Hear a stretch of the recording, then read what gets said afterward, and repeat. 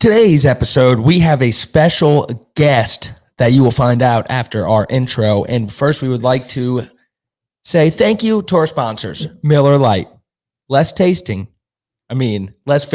great tasting. One of the greatest beers. We had these all weekend while we were deep sea fishing, and we will get into that in the episode. And now, let's dive in.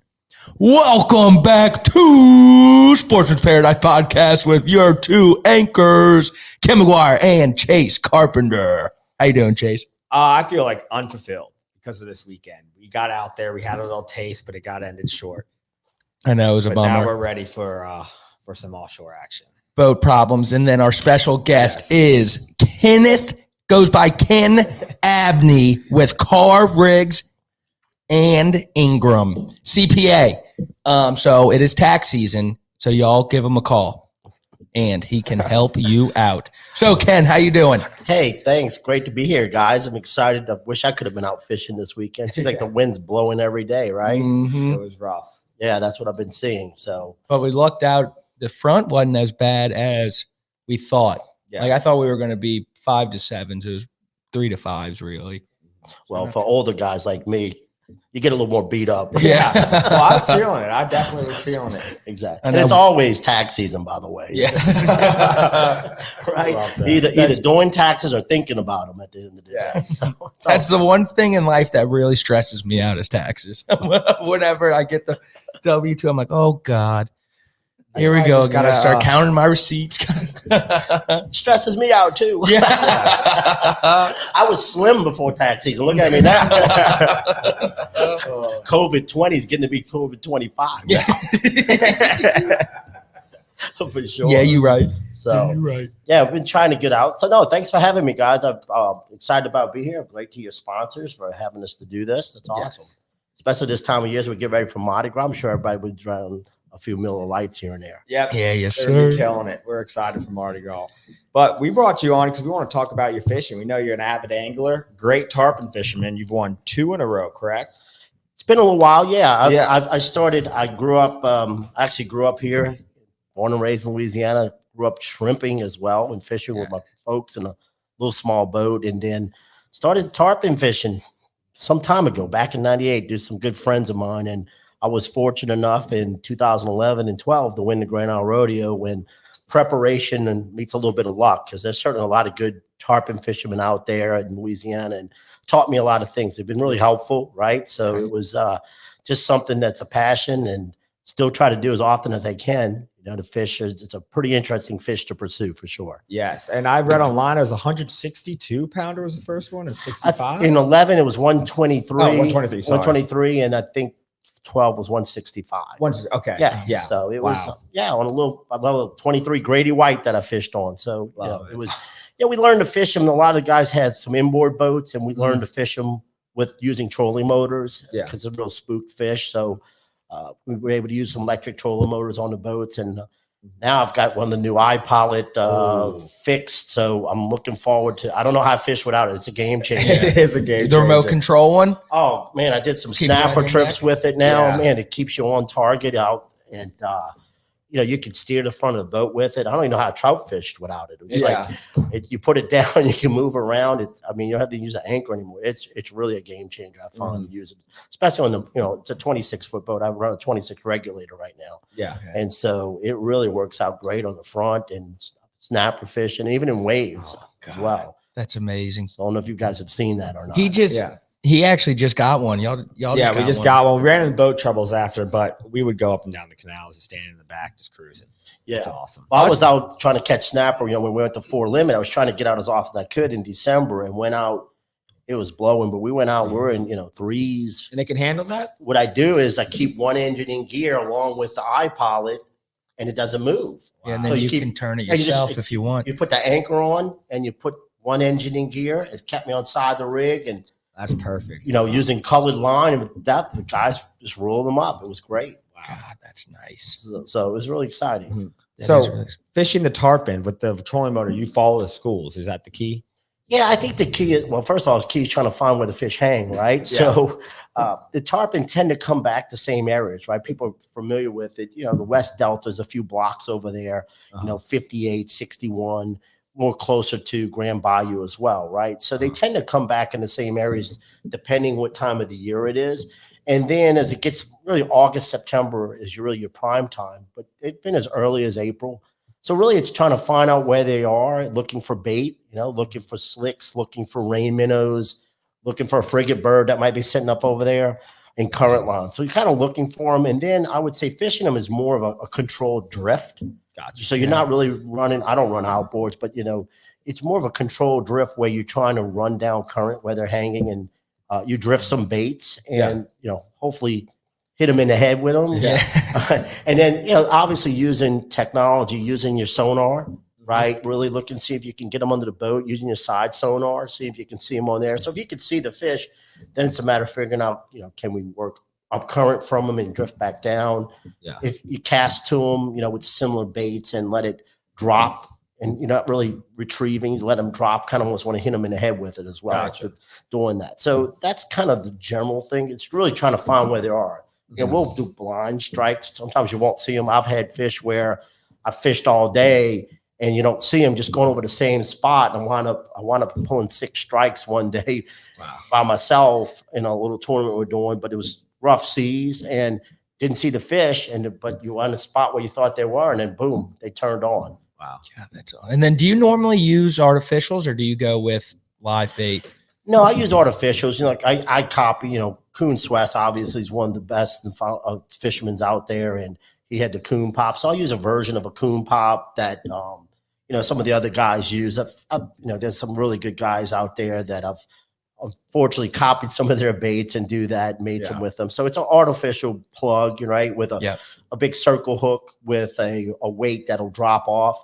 And you change up the colors with them, whether it's a queen beetle or green curl tail or something like that. Is that dependent on the water clarity? Yeah, obviously you color the water. Sometimes it's based on the clarity. It's the size of the bait. Sometimes it's bigger, smaller baits. Sometimes you think that they would bite a bigger bait, but then there's been these little Coast Hawks things that we use, and it's only about 3 inches long. It looks like a twig, and they'll bite it. Wow. Right? Okay. Other times. So it's really depending on maybe the color of the water. And what's different too, the river obviously influences all the water. We're fishing out of South Pass, all the passes. There'll be times where the water will be, river water on top, but you'll have clean water underneath. Okay. And doing that. So we've caught tarpon where you see them roll inside the dirty water, and then you'll be down below and, you'll wind up getting them hooked up under there. So you just got to kind of look at that. And we've caught them from 5 feet of water to 100 feet of water as well. Okay. So it just depends on, different conditions. The one I won in 11 with, I caught off a Southwest Pass while we're all one fleet, and it was probably about 35 feet of water right there. And then in 2012 that winter was in off a Southeast Pass, and coming off the bar, I think it was about 30 feet of water, 25 feet of water on a drift that I took that one. When you caught those, did you know it was going to be a tournament winner? No, not really. No, you just kind of hoping you kept it on a hook, right? Yeah. What's the catch rate? Yeah. A good day. There have been days I've gone, 2 for 4, 5 for 10, 9 for 12. It just depends, right? So the hookup and kept ratio, that day I hooked 6, I went 1 for 6. Yeah. So I changed all my baits that day. Sharpen, get the nail filer out, start sharpening them up. Unfortunately, I was fishing by myself. It's actually a pretty special day, but I wound up losing one at the leader on the it was a tournament we were doing. It's been nice. I told you guys that we're satellite tagging. There's boats. There's a bunch of boats. Jeff the Blue and the guys on the. We had him on the pod. Yes, okay. I was about to say he uses the Coon Pop as well. Well, he makes his own bait. I mean, rock and roll bait. I mean, we've befriended them a long time ago, and he kind of showed us some of his baits. He's a real good. I mean, he's really good, man. He likes duck hunting too. Yeah, he's great taxidermist. He's really good. The guy who has a state record, Dave Prevost on the white cap, he caught that in October. Coon, Ballet's good. You had a bunch of good guys that really know how to fish, and I've learned a lot. Look, I give credit; those guys do a lot more than me, and so I've learned from them for sure. But he fishes with an inboard boat. If you had him on here, and he has a bait that we made, and he showed us how to make it. So we made something like that at times too. So I love it. Use those. It's pretty cool. Yeah, he was a great guy. And then do you do any of the, I think he works with the like LSU with the tagging. So what happens? Yeah. So what happens that we try, look, I hope I catch as many he does so we can tag. But actually it was one of the first rodeos tournaments we were doing. I can't remember what year it was. It might've been 12 or something, but we were satellite tagging fish. So he said, hey, everybody come out. We'll come satellite tag fish, right? So that you could track them. And I think it's on Mississippi State site. You go, okay. And it's really helped to it really helps us to see the patterns of what these fish are doing. And so that day, a buddy of mine who got me into this and started fishing with me back in 98, Jim DeFata, he couldn't make it. And so I was down there in Venice ready to go. And I decided, I'm going to go by myself. So I went out by myself, put my life jacket on, and I wound up pulling a strike about 2:30. And I lost it at the side of the boat trying to leader it. Went back around, hooked 2 more. Both of those got off the hook. Went back around, hooked 2 more. Those got off the boat. And so by the next one I hooked, the wildlife and fisheries was back around. The guy got on the boat and drove my boat while I caught that fish. That's a good guy. Hey, yeah, really cool. And what's really cool is I have video of it because I had a head cam on. But the wildlife and fisheries boat took a picture of me fighting the fish, and I have it on my wall. You can see the gills of the fish. Oh, okay. It's really one of my prized fish pictures that I have. That's awesome. At my place. It was pretty cool that they did that. But so yeah, satellite tag, you get to kind of follow them now, and you can go and see where they're migrating. It's pretty interesting to see, whether they went to Lake Pontchartrain, they're coming through Chandelier. They're kind of going around the passes. So you can look and see where they're holding up at different times of year. It's been really helpful. And do you know, if not how many years it goes back, but like, can you go back 10 years from now and look at some, or is it more? It's more recent, because prior to that, what we were doing is we would pull a scale and they would do like one, obviously they tagged them, right? So back in the day, if you had one, you would tag, and if somebody caught one, you pull the tag and you could see. We did that. I'd never had somebody say we tag, but I heard that fish that Mike Strohmeyer, he's one of the tarpon guys, was caught like off of Mexico at one point. That's cool. That. So then in Florida was doing a DNA. What you do is you pull a scale off, we put it in there, and they would DNA the tarpon to see who was catching and if you caught the same fish. And so more recent times they've been doing the satellite tagging, which is obviously a little more efficient. It's easy to do. You get more real time. So it's probably within the last 5 years that you see more of that. So these tarpon are moving from the south of Florida all the way to Mexico on the coast? Yeah, that's what they're seeing. I mean, the satellite tags doesn't move, that far. We haven't, but I've heard that, they migrate. There's also, I believe, that there's resident tarpon too, right? Like we just saw the other day, it was crazy. We saw the little post on the Gohagan Canal and somebody caught a little baby tarpon over there, right? Which is right here, but which is interesting because, I got my place is out by Chef, and I run into Lake Pontchartrain and look for tarpon. They're there. They come there in August, late August. It just depends the day and when they're there. So the question is, are there resident tarpon that are hanging in the Gohagan Canal? So I'm thinking now this summer as it warms up, I'm going to go over there and see this baby tarpon hanging out in there, right? It's because you do that. So I think they're coming through, right? And the question is, do you have some of them that are more resident? And the divers, I heard, they go off a main pass and they see them under the rigs in the wintertime. Okay. I don't know if they're just sitting there, again, hibernating, but I've heard that the divers see them off the main pass rigs in the 300 blocks or something. They've seen them. Okay. So don't know if they're hanging there during that time or whatever. So those are the kind of things. Just know that fishing them, right? It's warm water. They as early as April, right? All the way through October, generally. Gotcha. Doing that. So, but definitely in Lake Pontchartrain, you'll see them start showing up. I mean, they'll start in August. Yeah, August. And that's where, a buddy of mine has caught one over there in the lake, and I've seen them over there. Just sometimes it's just tough to get them a bite over there for sure. Yeah. Do you think there's more tarpon nowadays, or the population is depleted? That's a good question. I tell you, it's been harder to catch them. Okay. So I don't know if there's moving around unless, look, I think it gets back to, food. Okay. Right. And, if there's bait, food, there's going to be fish. Mm-hmm. I would be curious what's the effect of, what's our menhaden or pogie population, right? Compared to what it is, if that's something in that whole food chain. So I think it's been harder. I think it's been less, but I don't know if that's food patterns, water patterns and so forth and doing that. I think that's what the study and doing is looking at that standpoint. But from some guys that have been fishing longer than me, I mean, I've been fishing since 98. It seems like there seemed to be less than there was then. That seems to be the story for most fish around here. Yeah, that's what it seems like. So I've only been fishing them since 98. There's been guys that have been fishing them from the 70s. So, and doing that. So I'd watched The Perfect Storm last night.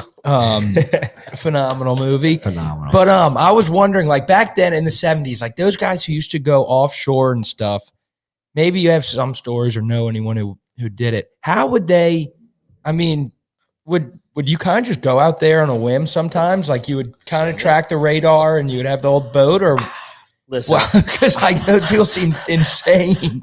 I can't watch that movie. Yeah. Been out a few times. Look, it's interesting. You know, I grew up and we fished out a 16-foot Will wooden boat with a 35 Johnson on it, and we had 5 of us that fished out. My dad would we would drive from the Ninth Ward of New Orleans East down to Delacroix and get in that boat, 5 of us, and go fish every weekend. I mean, and I think about now, I got twin engines on my boat, and we go in that boat. They run out the Black Bay, right? In a 16-foot 35. You know, people run out to Breton Island in a 16-foot with a 35, and I'm like, man, I couldn't even imagine that. Right? Yeah. I'm terrified. I have so much going on. Exactly. It's like, so you think about guys, and then look, we shrimp for a living, and I had a single engine, flat bottoms, 26-foot skiff up in Lake Bourne, and we'd pull 50-foot net and do that, and wing net in the ship channel. And so I just think about guys going offshore. I mean, think about it. You know, going in boats that are not even comparable to what we got. You don't have no radar, no. You don't have 400s in the back. I mean, it's like now it's a comical in a way, some of the boats you see out there. Well, I was fortunate. Some friends, I just got back from the Dominican Republic. So got some friends and some clients, but I had a friend and client that invited me to go fish, and we flew down to the DR. And he has a 2021 72 Viking.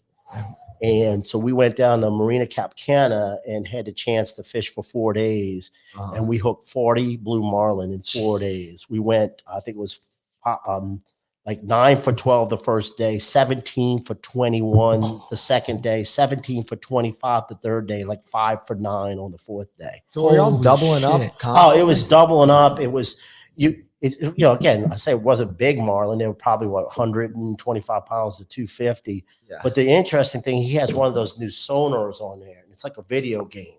You literally see the targets on the screen, and he would move a mouse, and it would mark the targets, and he could see how deep they were and where they were.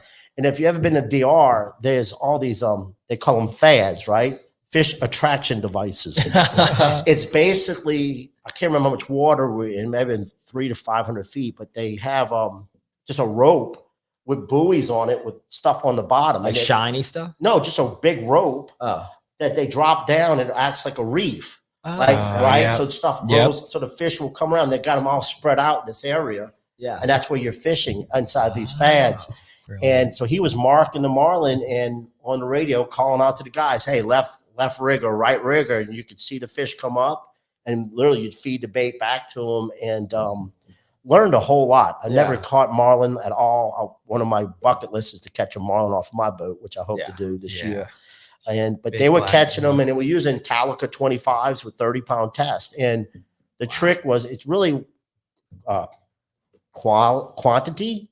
So what they would do is they figured if you get the fish hooked and you keep them on top, you could get the reel to him and let him go quickly. So that's why they were backing down. So you get on and just reel, and they would back down real hard. If the fish was up, it wouldn't sound. You'd have them to the boat in less than 10 minutes. And they would pull the hook out and let them go. So then you would back out fishing again. Yeah. So there was a couple of times we had doubles, but a lot of singles. So it was interesting to watch what we were doing. I'll tell you, it was a trip of a lifetime. Beautiful boat, beautiful weather. And it's just interesting, too, because they pull a long line. It was like a blue and white Islander. And that thing would hook up. And that was kind of some of the bigger fish. It was kind of interesting off the backside. Wow. But the captain, John Mitchell and his crew, they were just great, and I learned so much doing them, and they worked their butts off. But they went back in January. They went one day, went 19 for 25 over there. Wow. So they caught another 40 marlin in January down there. Wow. So if you want to train your marlin skills and go down to DR. I mean, I follow on Instagram. They're catching them again over there. It's pretty crazy. You got to bring that knowledge out here because I saw on Venice Snapchat someone was filming a marlin jumping. Yeah. Well, they're using. I know on the tournament they're using the sonar too, right? Mm-hmm. You can follow them up, and they'll follow the fish, and when they come up and do that, that's what I'm hearing. Were y'all deep dropping in the DR? No, all we were doing is running for marlin and running. They were running there's running 2 dredges, we're running a couple of teasers, and they were running about I think about 5 other lines, 2 on the flat lines, and then 2 off the riggers, and 1 way back middle. Gotcha. So that's how they were doing. Any of those massive teaser baits they would throw out? I sometimes see pictures and videos where they'll throw a lure bigger than me out there. Well, they had 2 dredges, right? They were dropping down, and then the teasers were like some squid lines, nothing big, but doing that. Gotcha. But I mean, you could see the fish come up. You could see them come up in the thing, and they would basically pull the teaser up and then drop a bait back to them. So I got to do that. Something that was really kind of cool. You just kind of feed them. Haven't never done that before. So they had tarpon in the marina, but they wouldn't let me fish them. Yeah, they're feeding them. Huh? I said, put a hook in his mouth. Yeah, so they didn't fish that. But it was a pretty cool place. There was actually manatees in the marina there as well. That's cool. In the DR. It's really a pretty cool place. And it's called Marina Cap Cana. Really, Marina Cap Cana. Pretty cool place down there. So I love when you see the manatee signs here. I wonder how many people have ever seen them. Well, in the chef, they said they've seen. I've been over there for a while, but I haven't seen one in a while. So I saw one in the North Shore when I was younger. That was it. Yeah. No, I'm looking forward to look, I like the warm weather. I'm looking forward to get out. Me too. I try to do a little blue water, not as much. I'd like to catch, I can run a little bit, but I really like to do tarpon fishing, and had some really good trips though. I run out, snapper trips have really been good. What's really great is you go run snapper and then come back. I'll run out and catch, speckled trout on the way back in. Yeah, it's really nice. Full day. I love that. Yeah, I've run some pretty good miles. It takes about 3 hours to get there from out at Chef, and I'll run out to the Main Pass and then work my way back through the islands. Gotcha. On the way back in. Not too doing bad. that. So I'm hoping to go, but I'm hoping to go. You guys been to the East Lump? I'm hoping to go do that. I'm hearing a few things going over there. And another friend of mine caught some wahoo off the couple of West Delta last week. Love it. Yeah, I caught a wahoo Saturday. We went out of, I think, Southwest Pass. And we went out like 7 miles. Well, we went out 25 miles, didn't catch anything. Well, that's the ran back. The Midnight Lump, right? Is 20 miles out of Southwest Pass. Yep, right. That's where we went. Yeah. So a friend of mine was at West Delta, I think 143, and caught some as well.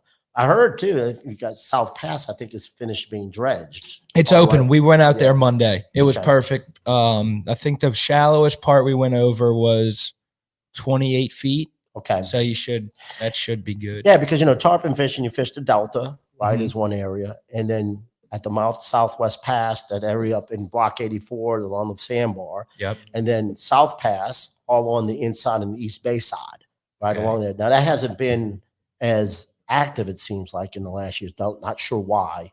And then more has been active on the Northeast Pass side, right? Coming out Northeast, there's a bar that runs out there.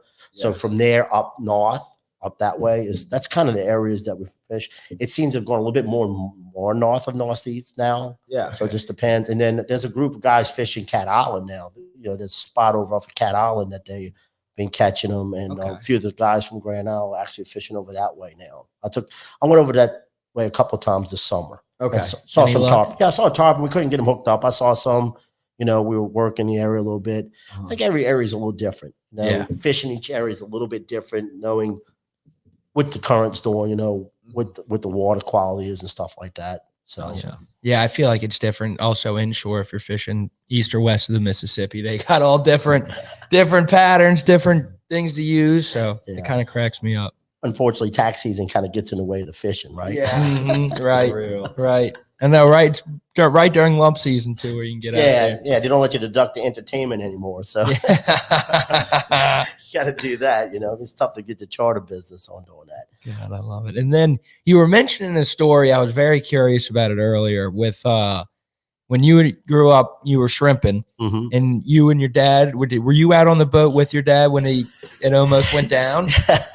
Unfortunately, I say fortunately not, but it was a brother. So we used to shrimp in the Lake Bourne area, and the boat we had was a wooden Cypress hull Lafitte skiff that we bought actually out of the 17th Street Canal. It had a blown engine in it.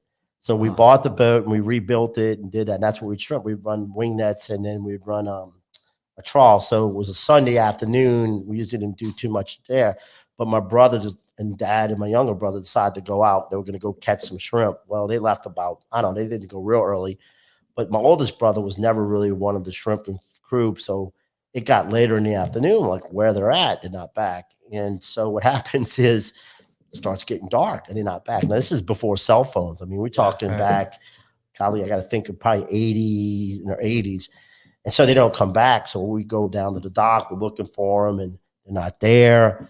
We're talking to everybody at the dock, nobody's where they're at. So we called the Coast Guard. They said, well, we can't go out at night and look for them. We don't know where they're at. So we had an idea where they were, but we couldn't go find them in the dark. It was a long night. We didn't know what was going on. I just know my dad was a very experienced person on the water and that if something happened, we thought that they would be okay. Well, all night long, nothing. So the next morning, we get a call from the Coast Guard. They found him. He had somehow a plank fell out the boat and they were between Proctor's Point and the castle. So they're on that side of Lake Bourne. And what happened was they were out shrimping and they started having water coming up through the bottom of the boat. And they didn't know what was going on. Started looking. So my dad beached the boat. He just ran the boat into the shore. Yeah. And found out like a board had fallen out the bottom of the boat. Jesus. So what happens is my brother, what they did was they found the board that fell out. So they took some sacks and some nails and they put it all back together and got the bilge pump. And if you've ever had a wooden boat, if you don't have a bilge pump, forget it. You're going to sink. Right? Yeah. I've been through that. I fell off the back of that boat a couple of times, actually shrimping in the lake.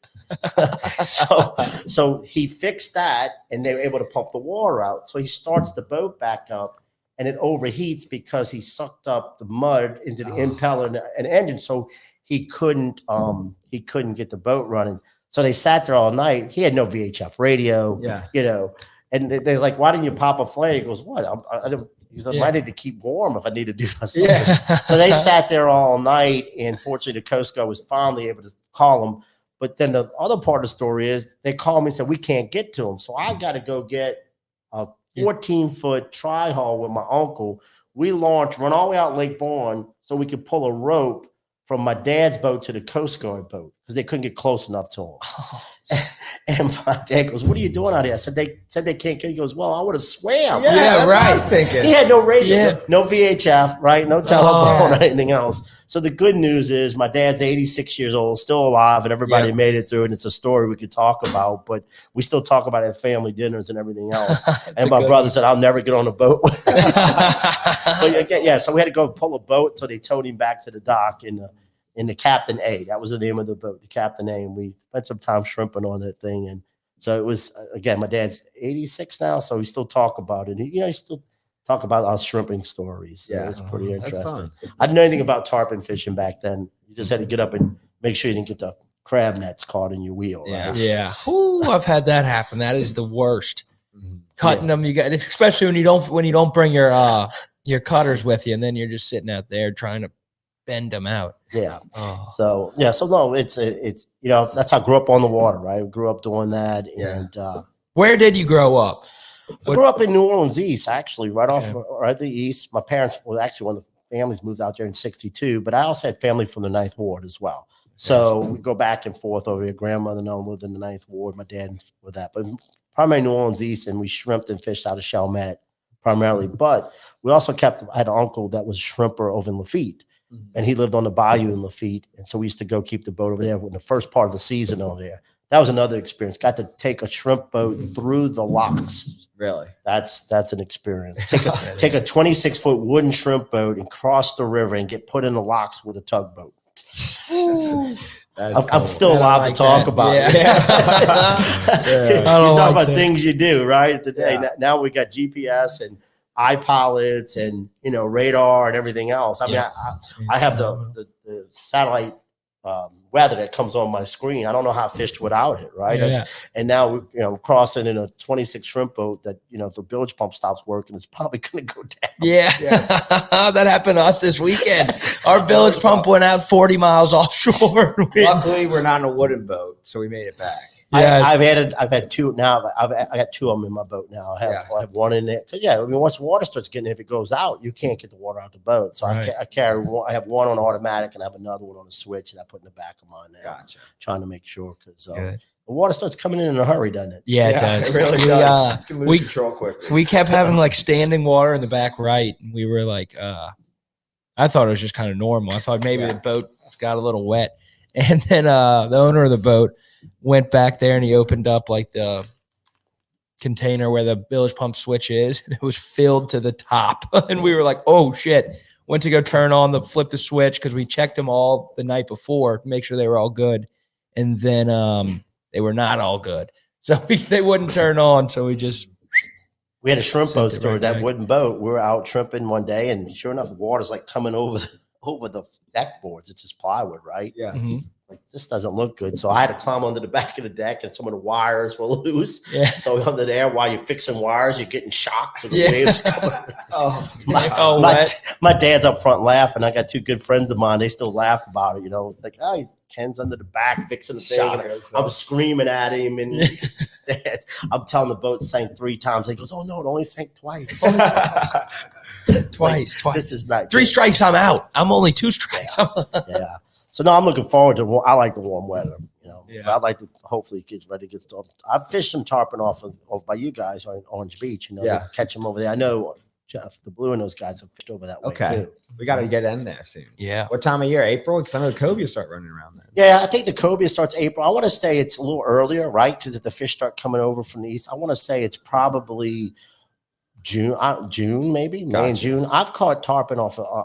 My earliest tarpon I can remember catching was probably in June off Northeast Pass. Okay. Actually, it was 2012. I remember because I caught a fish before that year. I was fishing Northeast. I went early to kind of scout out, and I hooked one. We hooked a blind strike kind of right around for Northeast, between Northeast and Southeast Pass, and and in June. And I've heard some of the guys in April. And I know out by my condo, place out in Chef, a couple of the guys had talked about they've caught some in that area in May, so they start coming in a little earlier. Yeah. It just depends. You're trying to find them and hold up, right? Yeah. At the end Right. of the day.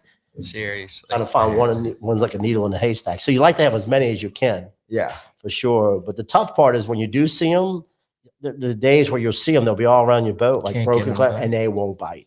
Wow. That's the hard thing, is Frustrating. leaving the ones that, you see broken glass everywhere, and you hit them in the head and they won't bite, right? Yeah. You got to That's move. That's you kind of wait. They'll come back, but I mean that's the part that's tough too when you do see them and they're just like, okay, Yeah, fine. Trying to throw it in their mouth and set it. yeah. That's when I like to do the top water baits. If I see them doing that, I know a lot of guys probably don't do that. I've been somewhat successful. It just seems like you're teasing them, right? You Yeah. just keep popping and They get annoyed. One gets frustrated. yeah, if I'm fishing shallow water and I think I can do that, I see some. If it's quiet with the trolling motor, I'll always keep a top water bait and just kind of pop it and see if you can kind of aggravate them to bite them. Yeah. I'll use some wire leader though because the sharks will hit it. Big Crank it redfish will on. hit it. So The wire leaders won't get them from bothering it. it seems like they're okay. I don't use much fluorocarbon and all that, but if I use mono in the sharks, that goes a $30 bait. Yeah, right. Yeah. Seriously. So I'll take my chances. But if I can keep away from the sharks in the deeper water, if you're in a shallow water and stuff, but in the deeper water, I'll use mono on them Gotcha. and do that. And I find they'll come up. They do that in other parts. A friend of mine, again, that got me involved, Jim the Fat, a very good friend of mine, another guy, Steve Heyer.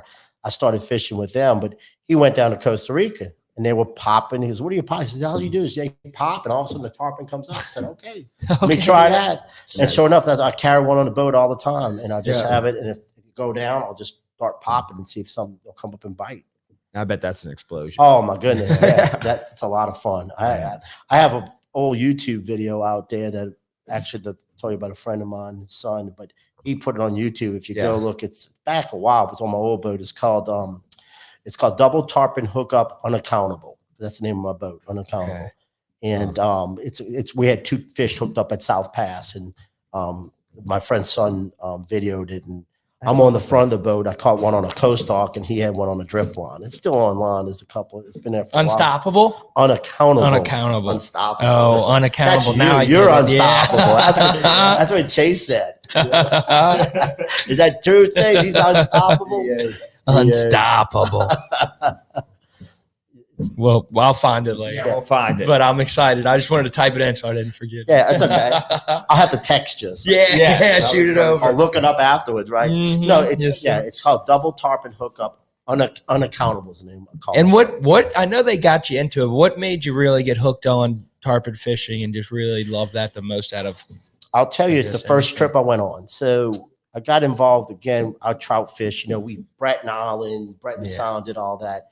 And 2 good friends, Jim the Fat and Steve Heyer, had fish growing up together, and they tarpon fish. Well, their sons got older, so they both had 3 people to the boat. So Jim's like, "Hey, you want to start?" I'm like, I don't know anything about it.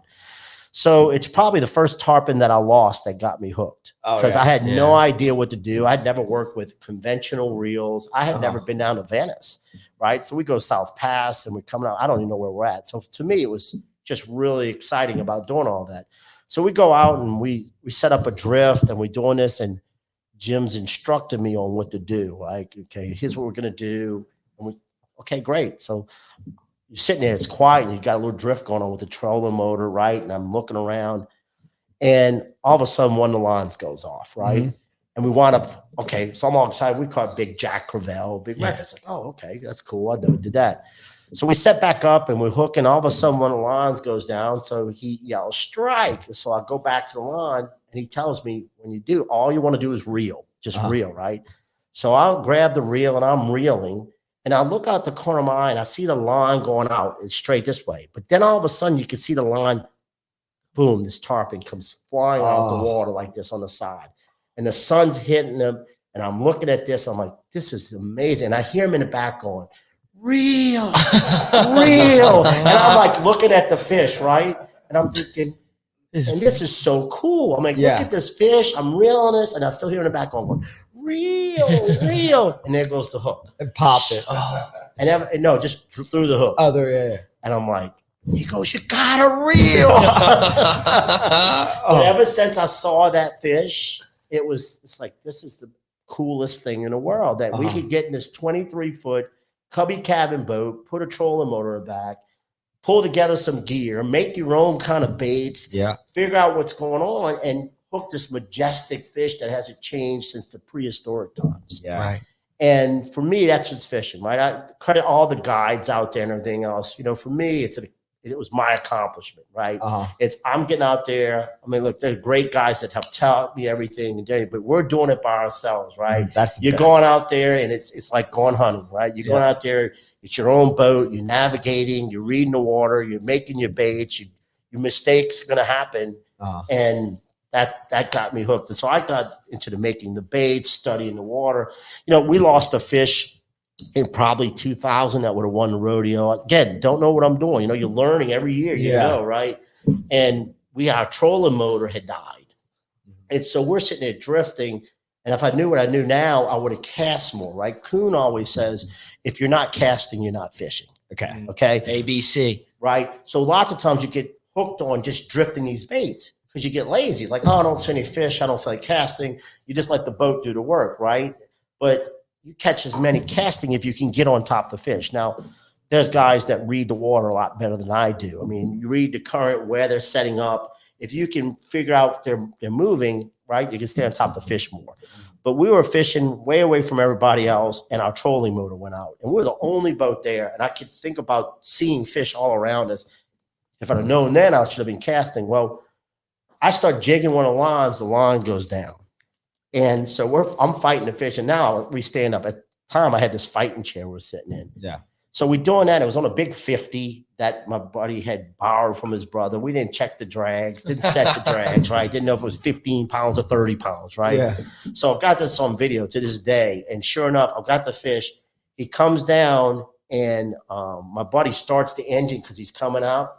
The fish spooks, so he pulls me down, comes across the back of the boat, and turns, and I'm holding him. he tail walks and pops the line.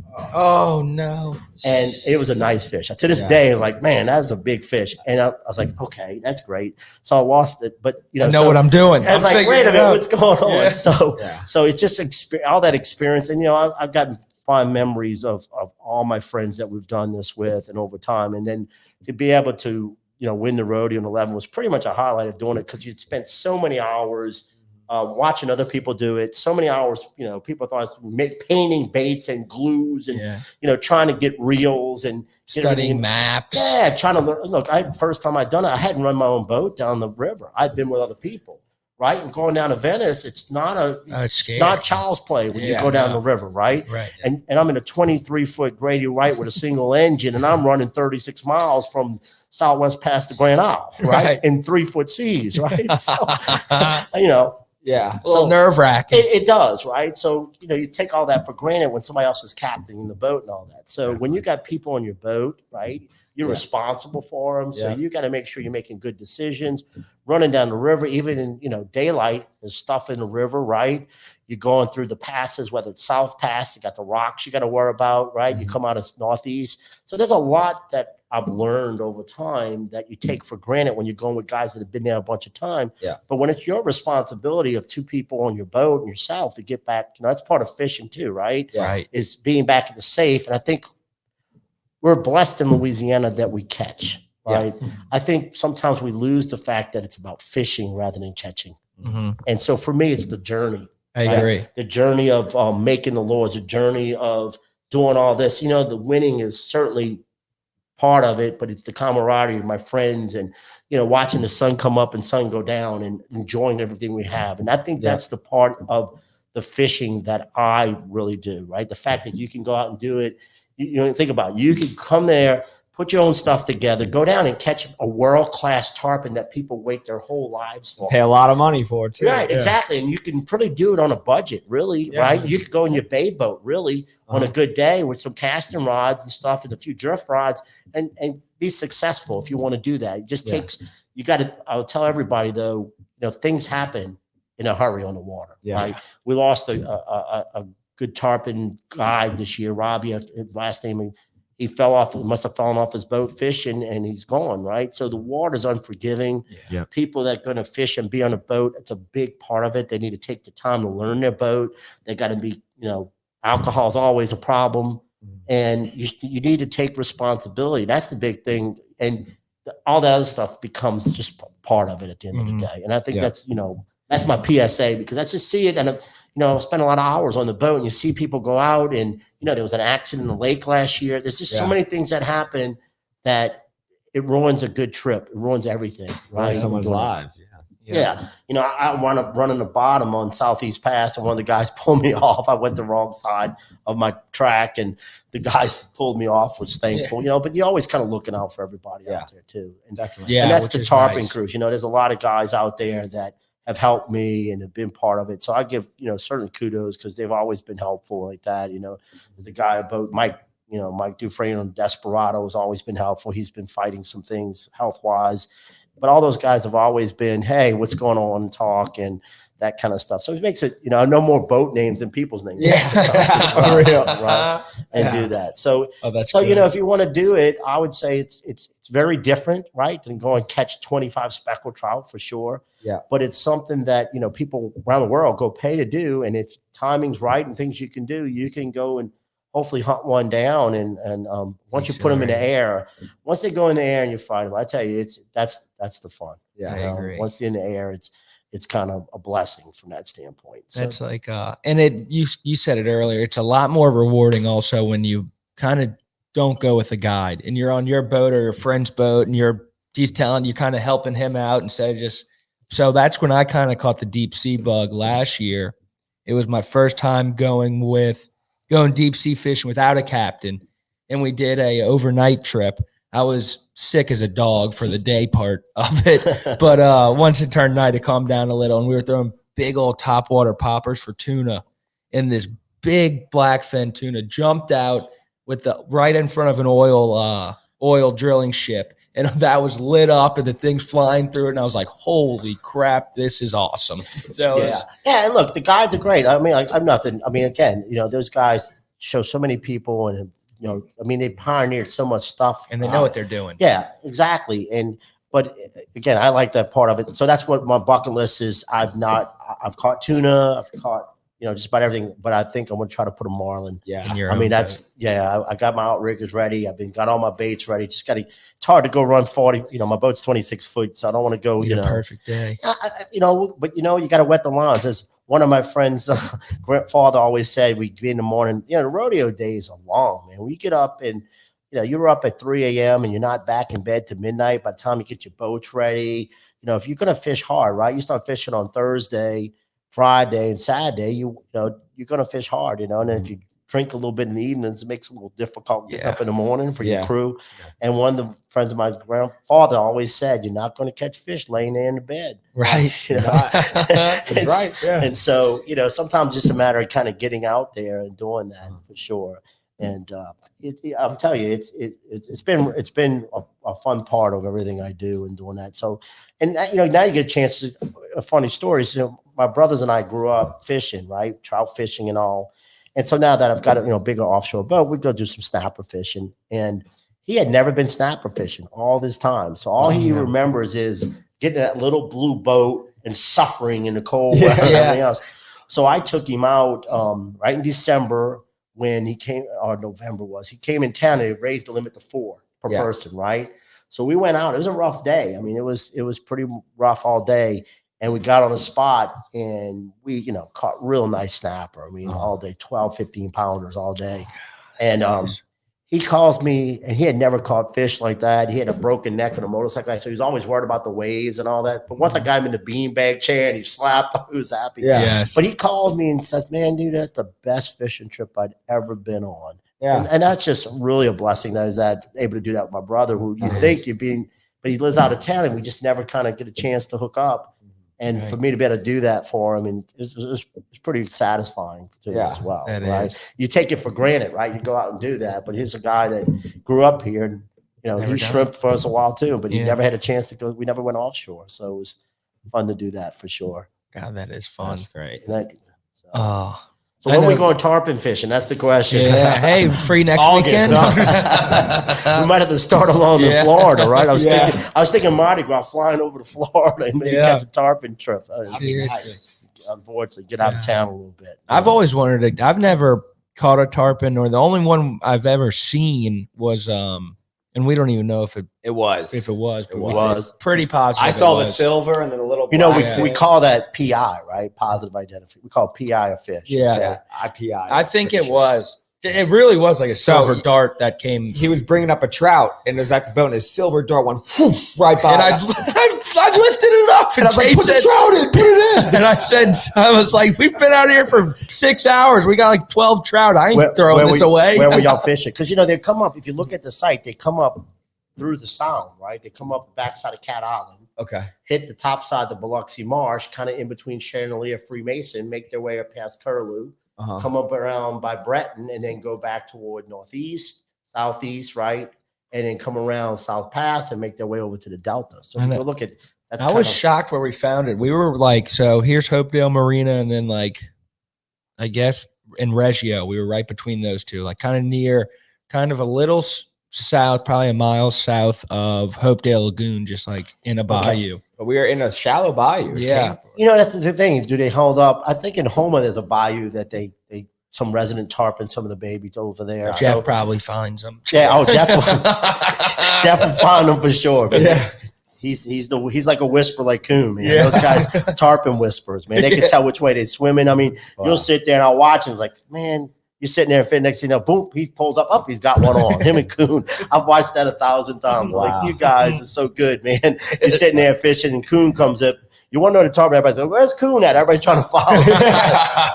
But yeah, he'll pull up and you're sitting there fishing all day. Coon come up, pulls a fish right where you've been all day. It's like, man, I hate this stuff. Yeah. That's why there's the Coon pop though, right? Yeah. He's that good. Yeah, Jeff for sure. He'll find him for sure and do that. Those guys good.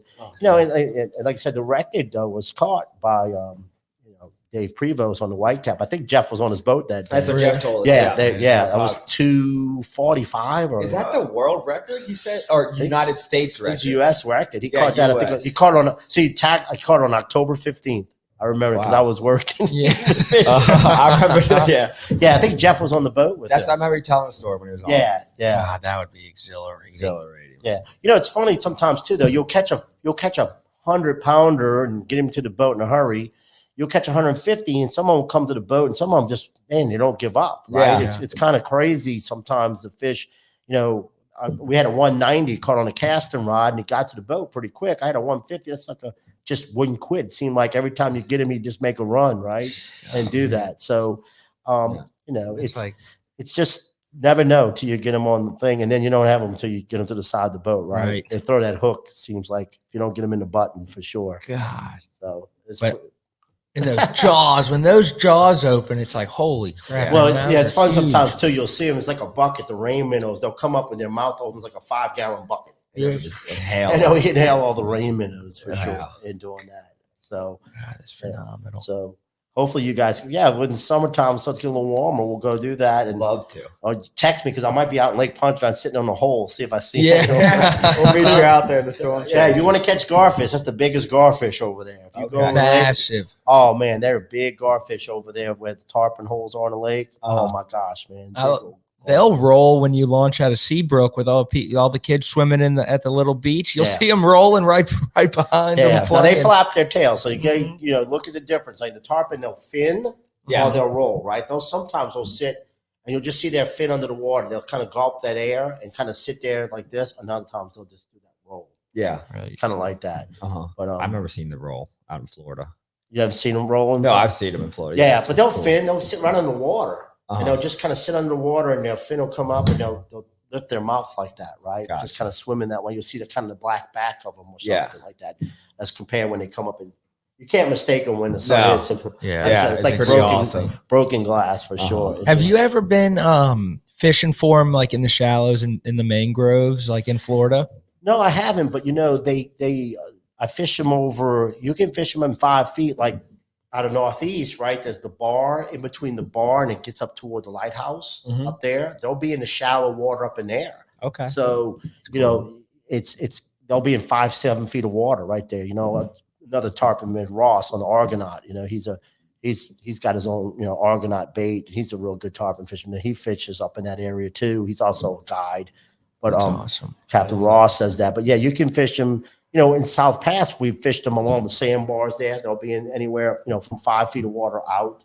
So it just depends on where they're hanging. There's a spot off of South Pass. South Pass doesn't seem like it's been as productive as it has been in the past. I'm not sure.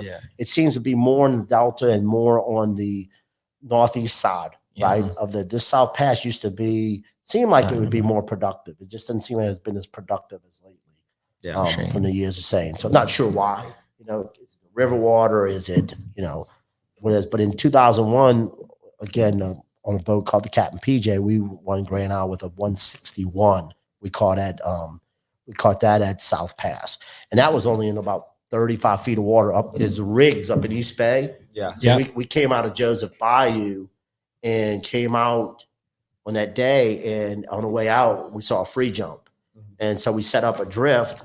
And the water, I remember, was really dirty because you could see the sticks floating on the water. Yeah. And sure enough, we had everything ready and pulled the strike. And Jim's son PJ jumped on the line, wound up winning the rodeo on his boat in I think it was 2001 with a 161. Now we weighed that one at South Pass. They used to have the weigh station at South Pass, so we didn't go to Grand Isle. But that was 2001. So we actually. So you've been on the boat for 3.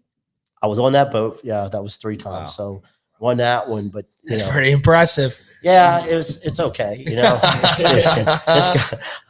It's just as my wife says. Well, your word, it's just fishing. What you get stressed about? It's just fishing. So she's supposed to be relaxing. Yeah, well, that's when she cooks Thanksgiving in for 40 people and she likes to cook. And I said, it's just cooking. Just cooking.